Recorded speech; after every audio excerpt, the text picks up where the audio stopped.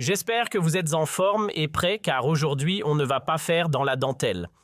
Avant d'attaquer frontalement un certain Abdazama, figure politique bien connue en Algérie, laissez-moi remettre un peu les pendules à l'heure. Allez jeter un œil à nos précédentes vidéos où on parlait déjà de lui parfois pour le défendre. Oui, rappelez-vous, le 5 octobre dernier, on dénonçait avec vigueur les accusations de haute trahison portées contre lui par le clan des Bouzes. À nos yeux, c'était du grand n'importe quoi, des allégations sans queue ni tête, gonflées à bloc et totalement démesurées. Et ce n'est pas tout. 2 jours plus tôt, le 3 octobre 2025, on avait déjà évoqué un autre épisode troublant, l'arrestation de militants algériens par l'armée israélienne. Silence radio du côté de TB, un mutisme gênant. Pourquoi on en parlait? Parce que Abdrazma, en tant que figure politique algérienne, avait participé à l'opération de la flottille Sommou, une initiative internationale rassemblant des centaines, non des légions entières de militants pro-palestiniens venus des 4 coins du globe pour tenter de briser l'étau du blocus israélien sur Gaza. Voilà le décor planté. Entre mars 2024 et octobre 2025, on ne les compte plus ces épisodes où on a pris la défense d'Abdraza. Oui, vous avez bien entendu, on a levé la voix contre les attaques, les pressions, les tentatives d'intimidation et toutes les autres formes de harcèlement qu'il a subies de la part du système Tebboune. On l'a soutenu haut et fort, des dizaines d'émissions, des heures d'antenne à dénoncer ces dérives. Alors aujourd'hui, quand on va le critiquer, qu'il ne vienne pas faire celui qui tombe des nues. Parce qu'il faut le dire, Abdraz a un point faible, une allergie chronique à la contradiction. Il suffit qu'on lui adresse la moindre remarque désagréable et hop, il sort la carte du complot. Et je ne parle pas en l'air. Je l'ai vécu en face à face sur un plateau télé en Algérie à l'époque où j'avais encore le droit d'exercer mon métier. KBC pour ne pas la nommer. C'était en 2016. Oui déjà. Ce jour-là, j'ai vu un homme à fleur de peau incapable d'encaisser la moindre critique sans s'enflammer. Une réaction typiquement algérienne d'ailleurs, que l'on soit au pouvoir ou dans l'opposition, cette incapacité à accepter la contradiction semble être le dénominateur commun. Je tiens à clarifier tout de suite parce que je sais que notre cher Abdazar Mag écoute attentivement qu'il est inutile de sortir la carte usée du mouchard du régime ou de crier au complot numérique. Pas besoin non plus de me coller l'étiquette d'agent infiltré de Tebboune. Lui, mieux que quiconque, connaît l'ampleur du clash entre moi et ce régime. Il sait parfaitement que je ne suis pas un figurant dans l'opposition, mais une des voix les plus tranchantes, les plus persistantes et les plus frontales contre ce pouvoir. Alors pourquoi parler d'Abdraz aujourd'hui? Parce qu'il y a à peine 48 heures, il a balancé un post Facebook qui frôle le naufrage moral, un message minable, bourré de sous-entendus politiques glauques, qui illustre encore une fois le poison idéologique que traîne ce courant islamiste algérien incapable de grandir. Une mouvance qui préfère barboter dans le marécage du mensonge, s'accrocher aux ficelles du populisme et parier sur l'hypocrisie pour un jour peut-être s'installer au sommet de l'État. Illusion fatale. Voici donc le fameux post de notre ami Abdar Magari publié sur son incontournable page Facebook. Oui, celle-là même qui déborde d'abonnés près d'1 demi-million de fidèles. Il faut le reconnaître, niveau animation comme contenu, son équipe maîtrise le game. En Algérie, rares sont les figures politiques qui osent encore s'exprimer publiquement, critiquer les autorités et se maintenir visibles sur les réseaux. Et lui, il continue inlassablement. Mais attention pas sur tous les sujets. Non. Quand il s'agit de parler des prisonniers d'opinion de la corruption qui gangrènent l'état de la justice, aux ordres ou des atteintes aux libertés, là, silence radio. Et quand il se risque à en dire un mot, c'est avec des gants de soie, un ton édulcoré comme s'il marchait sur des œufs. Par contre, dès qu'on évoque la Palestine, là, monsieur se réveille. C'est son terrain de jeu favori. Il a flairé la bonne recette mélangée émotion, indignation et posture morale, le tout bien emballé pour séduire une audience algérienne très sensible à la cause palestinienne. C'est son fonds de commerce, sa niche. Et depuis le début de la guerre à Gaza, il ne fait que ça inonder sa page de discours enflammés accuser les autorités algériennes de mollesse, de trahison, de passivité. Selon lui, on n'en ferait jamais assez pour défendre la Palestine. Évidemment, selon ses standards à lui tailler sur mesure. Et donc voilà le poste qui a mis le feu aux poudres. Sur sa fameuse page Facebook, la scène principale où Abdar Maghari livre ses grands combats, il s'indigne. Pourquoi? Parce que Charles Kushner, fraîchement nommé ambassadeur des États-Unis en France, a eu l'audace de mettre les pieds à la Grande Mosquée de Paris. Oui, cette mosquée, historiquement liée à l'Algérie subventionnée par elle, alignée sur sa ligne politique et idéologique. Kushner n'est pourtant là que depuis peu. Sa nomination validée par le Sénat américain le 19 mai 2025 n'a pris effet qu'en octobre. Depuis, il représente non seulement Washington à Paris, mais aussi à Monaco, une prise de fonction toute récente donc. Et le voilà en visite de courtoisie dans un lieu de culte, geste classique pour un diplomate qui cherche à comprendre les réalités religieuses du pays d'accueil. Mais pour notre ami Abd, cette visite est un signal. Un signal de quoi il ne le dit pas clairement, mais il agite déjà les épouvantails habituels, comme s'il fallait son autorisation pour franchir les portes d'un lieu symbolique. Un ambassadeur américain dans une mosquée scandale. On y sent le soupçon à peine voilé, le discours sous-entendu. Et c'est exactement ça qui alimente ces publications. Ah, mais attention, Charles Kushner, ce n'est pas juste un ambassadeur fraîchement débarqué. C'est une pièce maîtresse dans le puzzle trumpien. Et ça, notre cher Abdraz Mré l'a flairé à des kilomètres. Il a bien compris que ce nom-là, Kushner, ça fait réagir, ça attire le clic. Alors forcément, il a sauté sur l'occasion pour lancer une polémique taillée sur mesure. Car oui, Charles n'est autre que le père de Jared Kushner. Jared, ce n'est pas juste un gendre de Donald Trump, c'est l'éminence grise de la diplomatie made in Trump. Durant tout le premier mandat de l'ex-président Jared, gérait les gros dossiers internationaux, ceux qui brûlent, ceux qu'on ne confie pas aux premiers venus.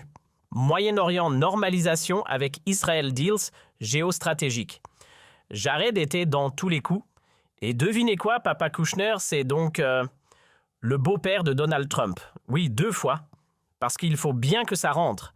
Et c'est précisément cette généalogie, ce réseau d'influence, ce pédigree politique, qui donne à cette visite à la Grande Mosquée de Paris une dimension toute symbolique, du moins pour ceux qui aiment les raccourcis faciles comme Murray.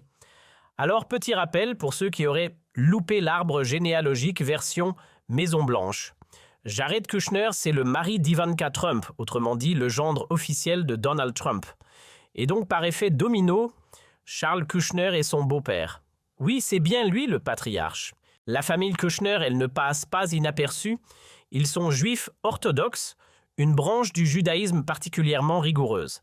Jared en fait évidemment partie, et Ivanka, la fille Trump, a même embrassé cette fois pour pouvoir l'épouser, conversion à l'appui. On ne parle pas ici de symbolique ou de folklore religieux, mais d'un mode de vie structuré, ancré, codifié. Ce ne sont pas des fanatiques, non.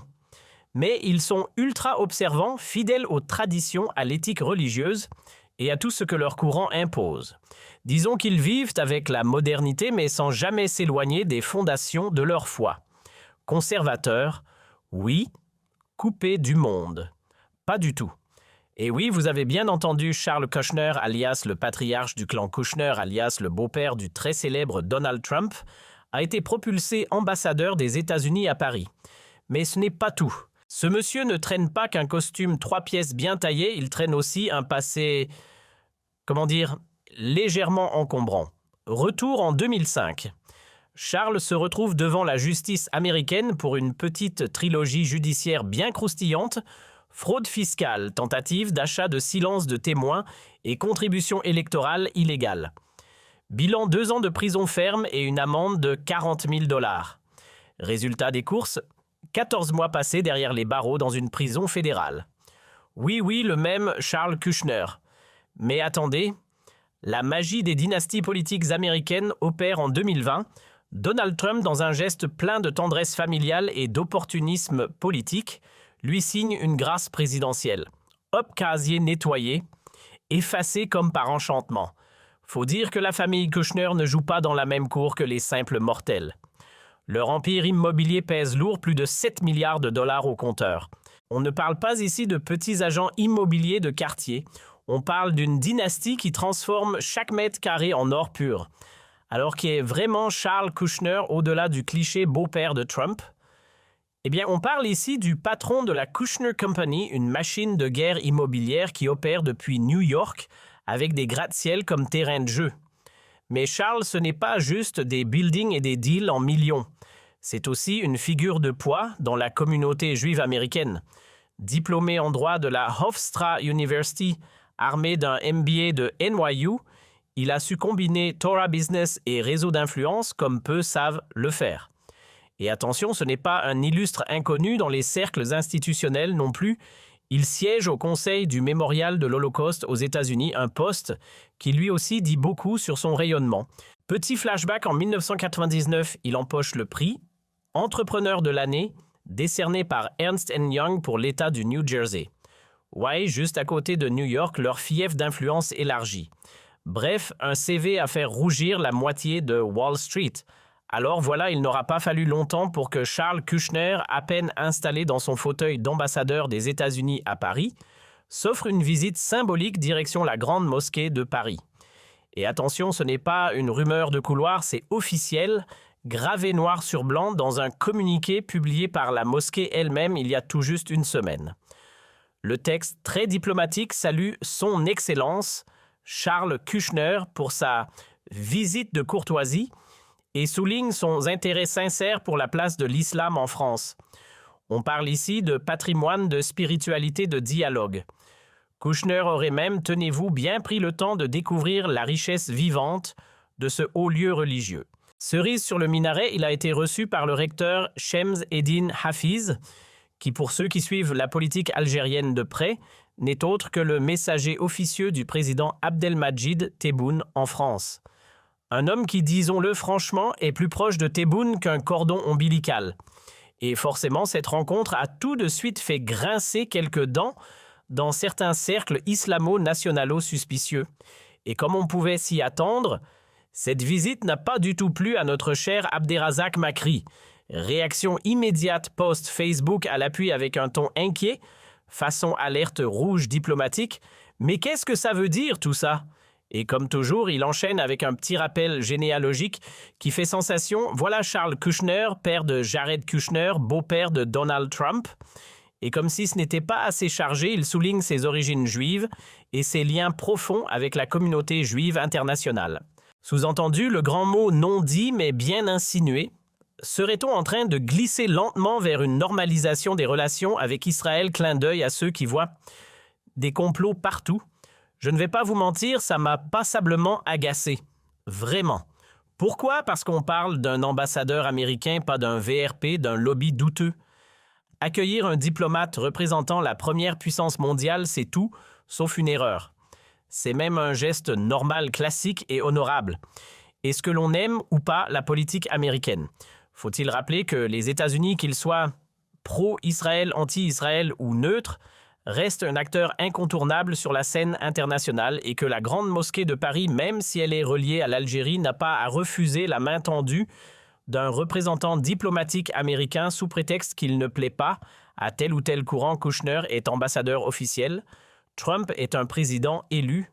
Point barre. Petit rappel à ceux qui vivent dans une bulle, les États-Unis ne sont pas un désert spirituel exclusivement peuplé de burgers et de cow-boys. Non, l'islam y a une place bien réelle, bien vivante.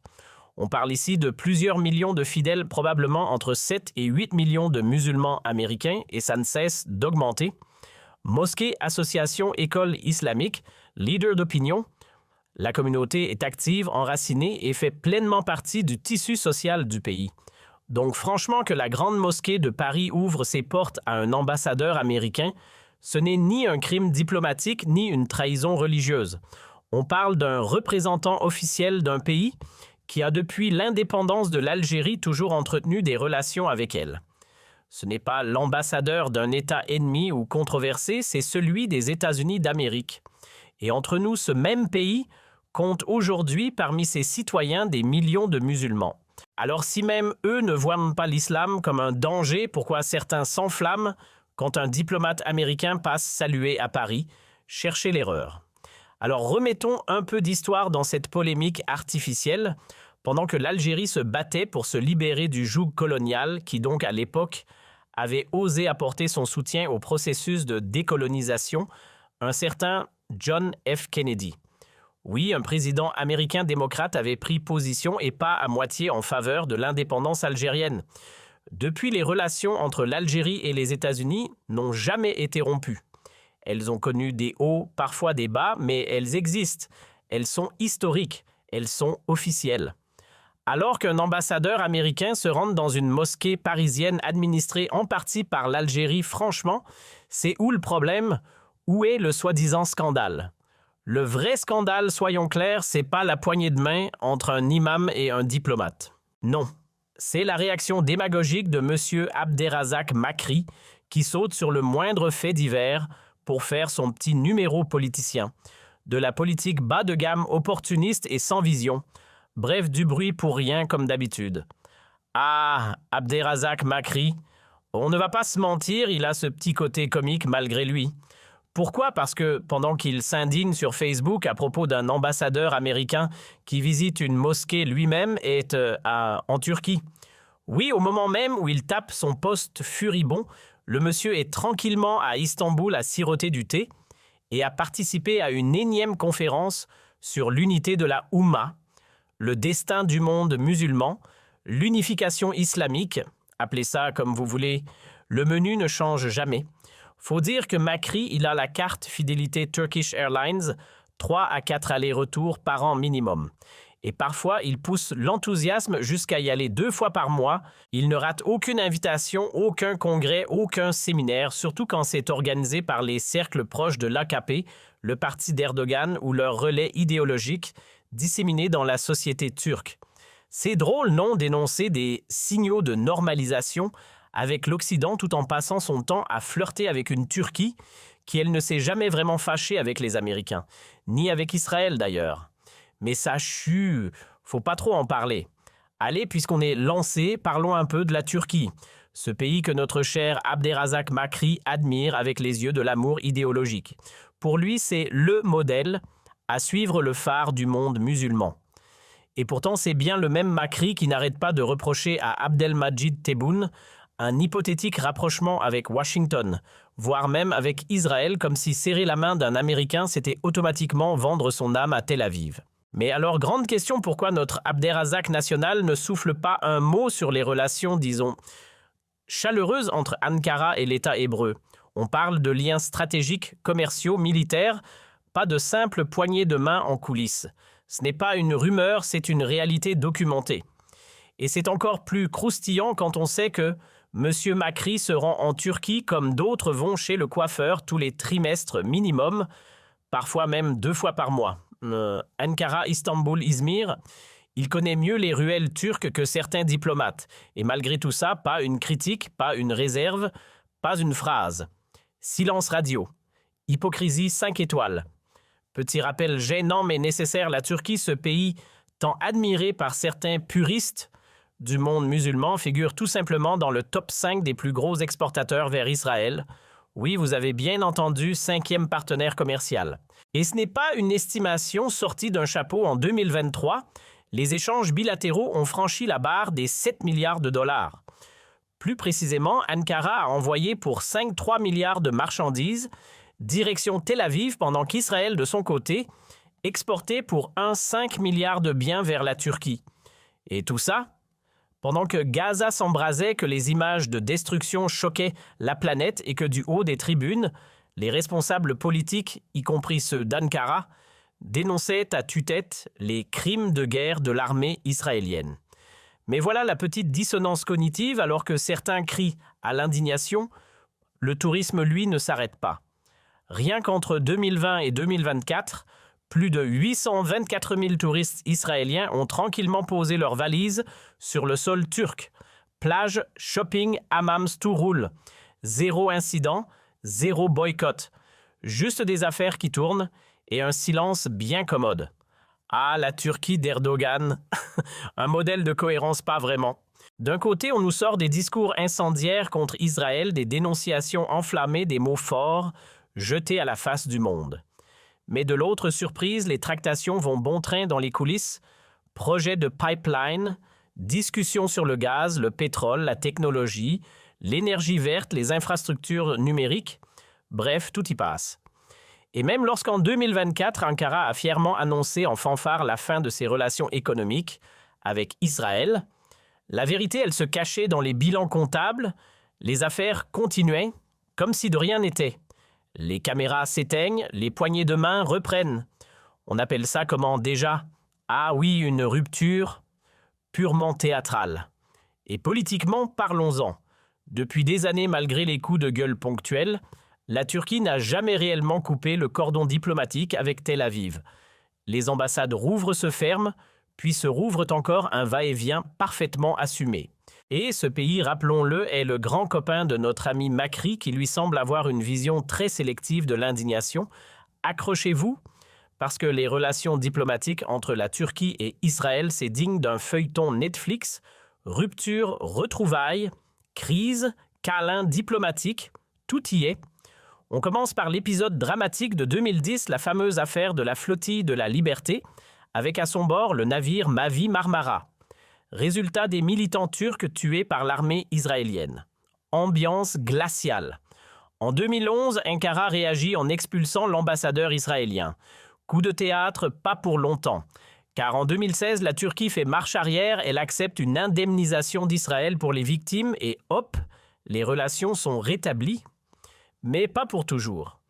2 ans plus tard, en 2018, nouveau clash, nouvelle expulsion. Erdogan envoie le diplomate israélien faire ses valises pour mieux le réinviter 2 ou 3 ans plus tard. Un cycle qui se répète comme un disque rayé crise-rupture, réconciliation, selfie officiel et la cerise sur le baklava. En août 2022, retour en grande pompe, Isaac Herzog, le président d'Israël en personne, débarque à Ankara pour une visite officielle. Conclusion. Derrière les clashs médiatiques, les relations n'ont jamais vraiment été rompues, juste mises en pause pour les caméras. Bon, jusqu'ici on a bien rigolé avec les contradictions turco-israéliennes, mais attendez, on n'a pas encore abordé le chapitre Turquie-USA, parce que là ça devient encore plus savoureux. Flashback historique express depuis 1952, la Turquie fait officiellement partie de l'OTAN. Et encore mieux, dès 1947, donc bien avant même son adhésion, Ankara recevait déjà de jolis petits cadeaux de l'oncle Sam, soutien militaire, transfert technologique, subventions pour contenir la menace rouge. Tout ça dans le cadre de la guerre froide. Résultat, une Turquie ancrée dans le bloc occidental, main dans la main avec les États-Unis depuis plus de 70 ans. Et le plus ironique dans tout ça, c'est que Erdogan, malgré ses discours musclés contre l'Occident, n'a jamais touché d'un cil à cette alliance. Il n'a pas claqué la porte de l'OTAN, il n'a pas rompu avec Washington.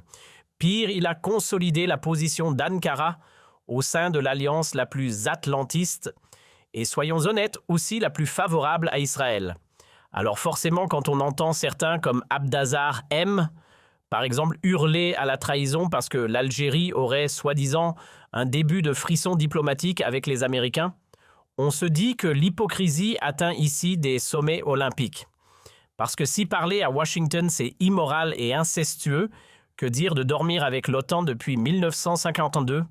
Posez-vous les bonnes questions. Revenons à cette fameuse Turquie, ce pays qu'Abdazar aime. Chéri comme un modèle, un exemple à suivre, presque un second foyer idéologique. Et devinez quoi? Cette même Turquie n'est pas seulement son inspiration, elle est aussi son bouclier. Parce que soyons clairs, si notre cher Abdazar n'a jamais goûté au geôle du régime Tebboune malgré ses critiques parfois virulentes, ce n'est pas par miracle. Non, c'est parce qu'il est sous parapluie turc, bien à l'abri sous la protection discrète mais redoutablement efficace d'Ankara. Tout le monde le sait, même si personne ne le dit à voix haute. Pendant que des figures démocrates comme Karim Tabou ou San Ben Abbas se voient interdire de quitter le territoire, confisquer leur passeport ou subir un contrôle judiciaire constant, Abdazar lui est libre comme l'air, il parle, il publie, il voyage.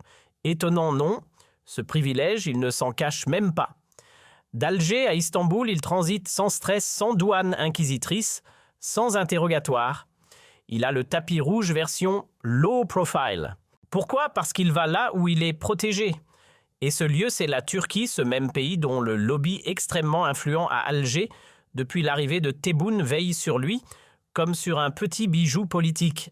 Et pendant que les autres opposants, les vrais ceux qui ne jouent pas double jeu, se retrouve bâillonné, cloué au sol, privé de liberté de mouvement, lui voyage à loisir. Mais attention, il ne traîne jamais dans les rues de Paris ou de Berlin. Non, lui préfère les itinéraires amis Ankara, Tunis, Kuala Lumpur, des capitales bien connectées à Washington, mais qui curieusement ne dérangent jamais sa rhétorique. Il y a une chose qu'Abdazar évite soigneusement de mentionner à ses partisans. La Turquie, cette terre bénie qu'il idolâtre, abrite des installations militaires américaines de premier plan. On ne parle pas d'un vague entrepôt logistique, non. Il y a notamment la base aérienne d'Encirlik, un maillon stratégique pour les opérations de l'OTAN, mais aussi pour les accords militaires bilatéraux avec Washington. Et ce n'est pas la seule. La base de Kureşik, elle joue les yeux radars de l'OTAN dans la région. Et Izmir, oui, la charmante Smyrne accueille un quartier général terrestre de l'Alliance sous le même drapeau étoilé. Mais ce n'est pas tout. Ce que notre ami islamiste ne dira jamais en public, c'est que depuis les années 50, la Turquie héberge sur son sol des armes nucléaires américaines. Oui, des têtes nucléaires, pas des drones ou des grenades. Des bombes thermonucléaires B-61 stockées soigneusement à Incirlik dans des hangars sous contrôle exclusif des États-Unis. Et elles sont toujours là, environ 50 ogives selon les estimations les plus sérieuses. Ankara n'a jamais exigé leur retrait et malgré les discours pseudo-souverainistes, la Turquie continue tranquillement de jouer l'hôte nucléaire. Alors donc, si je suis bien le raisonnement d'Abdazar et de ses camarades quand la Turquie leur modèle leur mec, politique s'enlace diplomatiquement avec Washington et Tel Aviv, ça passe crème. On appelle ça une alliance stratégique, un partenariat lucide, une diplomatie équilibrée. Mais dès que l'Algérie, elle ose ouvrir la porte de la grande mosquée de Paris à un ambassadeur américain sacrilège, là tout d'un coup c'est haram. Et pourquoi ? Parce que ce diplomate est le beau-père de Trump, parce qu'il porte une kippa et parce qu'il a donné naissance à Jared Kushner, cerveau des accords d'Abraham.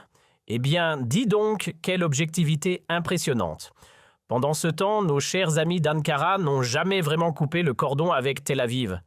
Ils font semblant parfois de faire la moue à Israël, juste le temps d'un communiqué. Mais derrière les rideaux, les contrats, les deals, les pipelines continuent de circuler.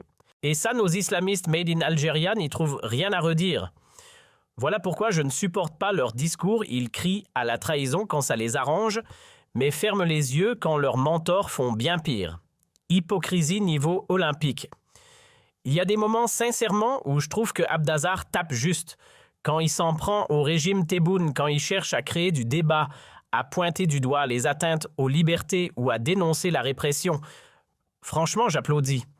Mais là où ça coince, c'est quand le même Abdazar se grime en parangon de vertu en chevalier blanc de l'opposition.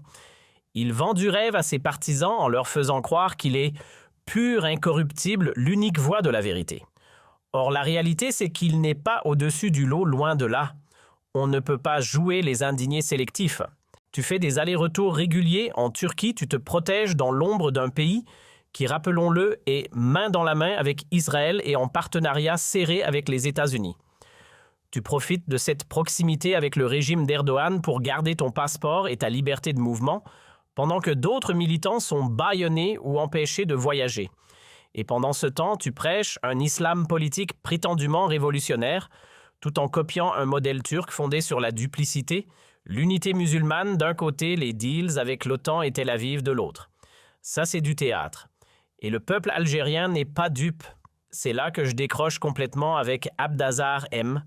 Franchement, son coup de gueule contre la grande mosquée de Paris, c'est la goutte d'eau. On parle d'un lieu de culte recevant un ambassadeur américain et le mec hurle au blasphème simplement parce que ce diplomate est juif pratiquant et accessoirement beau-père de Donald Trump. Mais enfin, où va-t-on ? Ce genre de sortie, c'est du spectacle pur, jus du populisme bas de gamme, pas de la politique sérieuse. C'est pas comme ça qu'on construit une nation, encore moins qu'on prétend incarner une alternative crédible.